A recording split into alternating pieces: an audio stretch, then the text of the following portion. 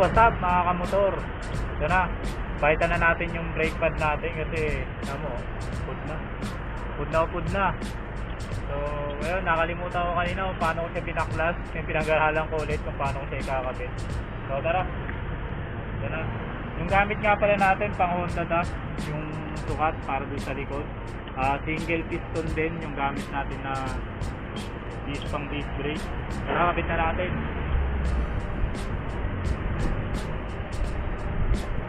So ayun mga kamotor,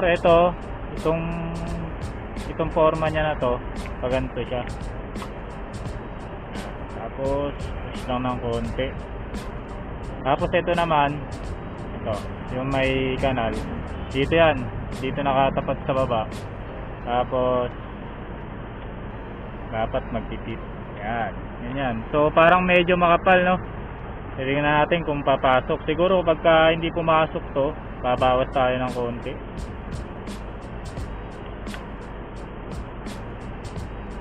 So balik na natin yung tornilyo.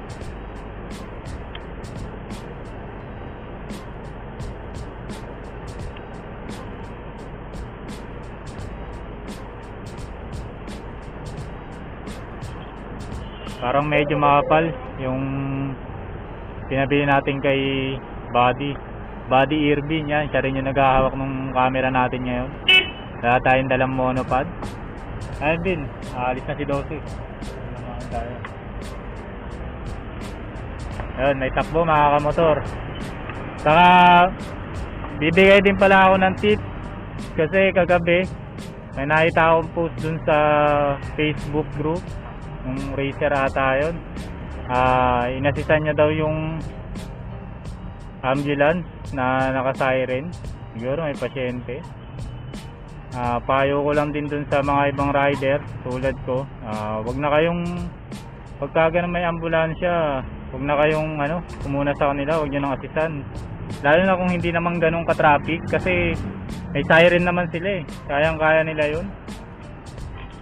Tapos masisira pa yung diskarte ng driver ng ambulansya kung paano siya papasok. Mas maganda nun, tabi nyo na lang yung motor nyo. Kasi ako dito sa Argonics, yan, transport officer din ako dito, nagda-drive din ako ng ambulance. Hindi lang transport officer kasi bago ka maging transport officer, dadaan ka rin ng dito, treatment officer ka muna syempre, pag-aaralan mo lahat. At the same time, nagtatrabaho na ako dito, nag-aaral pa rin ako.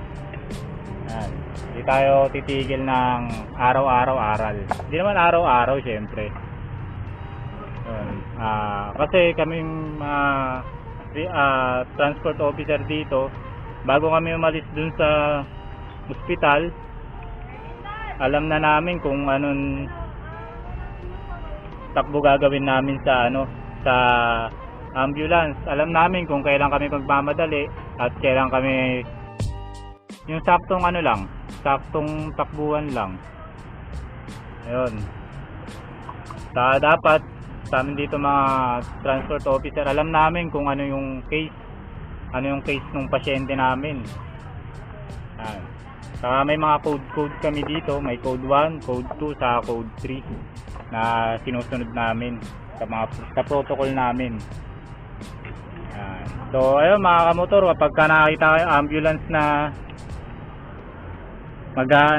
naka-siren dyan, hayaan nyo na lang, tumabi na lang kayo, gilid nyo na lang muna yung motor nyo kasi makakausad naman yung mga yun may sirena yun. Pero na lang kung talagang parang parking lot.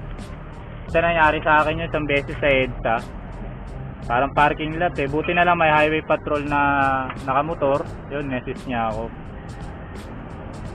So ayun, sobrang traffic na nun. So ayun mga kamotor, yun lang, na-share ko lang yun. Sana tulad ko isang rider din tapos isang driver na ambulance, may konting tip lang yun para sa na rin natin yun, para sa safety na rin natin mga nakamotor yun. Tapos ito mga kamotor, naipasok ko na, parang medyo mahigpit pero siguro bago kasi upurin niya pa naman ng konti ito. Balik na natin siya. Ano ba tinanggal ko?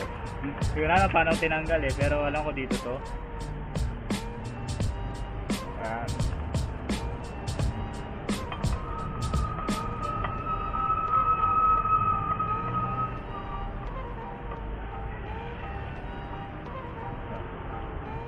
Tapos yung dalawang tornilyo niya dun sa baba, dito. Dalawang tornilyo to, ito.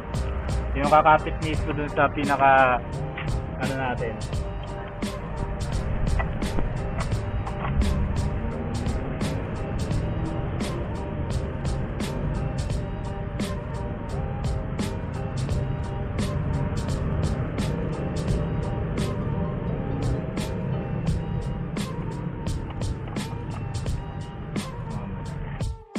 So ayun mga kamotor, pag napasok nyo na yung isang tornilyo dito, ito yung una kong pinasok eh, kasi hindi sumasakto. Ngayon kapag pumasok na siya dun sa butas niya, madali na lang ipasok tong susunod.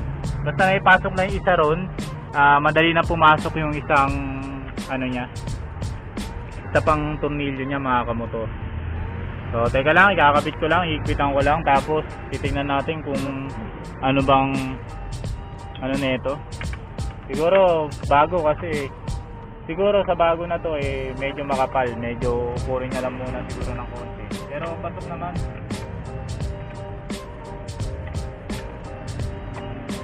So higpitan ko lang mga kamotor.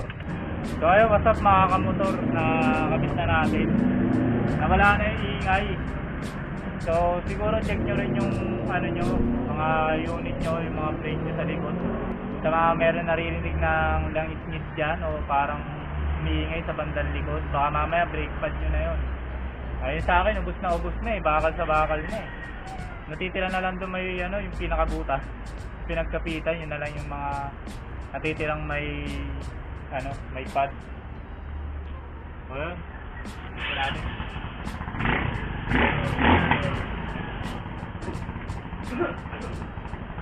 Ay mga kamotor, nawala na yung umiingay sa likuran ko.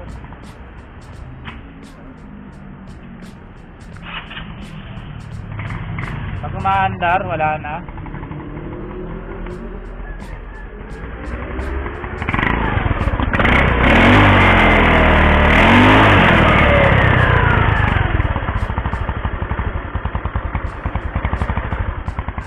Ayun. Bumalik na sa dati, hindi naman siya masyadong ipit. Okay naman, madali lang paikutin. So ayun mga kamotor, pang Honda Dash yung ginamit natin na brake pad dito sa likuran. Single piston yung pleno natin sa likod. So ayun lang mga kamotor. So thank you kay Buddy Irvin, pabatch ko na to. Kaya nag-video sa atin, wala tayong dalang monopod, naiwan lahat sa bahay. Irvin, shoutout. Wala rin, mahihain, parang Sir Apple din. Ayos yung shoutout. So ayun mga kamotor, hanggang dito na lang. Yun, konting kaalaman na naman yon para sa preno natin sa likuran na may gamit ng single piston. Single piston din pala yung mga nakalagay sa kanila. Yung iba kasi, sabi nga doon sa ibang vlog nila, Coach Jan at ni Idol, Easy Rider TV, may dual na nakalagay, merong single piston. So ayun mga kamotor, pag single piston sa inyo, ang sukat para dun sa atin na nabili ko, Honda Dash mga kamotor. So hanggang dito na lang siguro mga kamotor. Ikutin ko lang yung base. Sir Toto, siya yung may kasalanan dun sa tambucho natin na kinalkal kahapon. Nagpracticean daw natin. Yan. Kuha naman niya yung tunog mga kamotor, hindi pa napipinturahan. Siguro sa susunod na araw na lang, pagka di na rin masyadong busy. Alam mga kamotor, so once again, Pyramedic Motovlog, ride safe and stay safe everyone. Peace.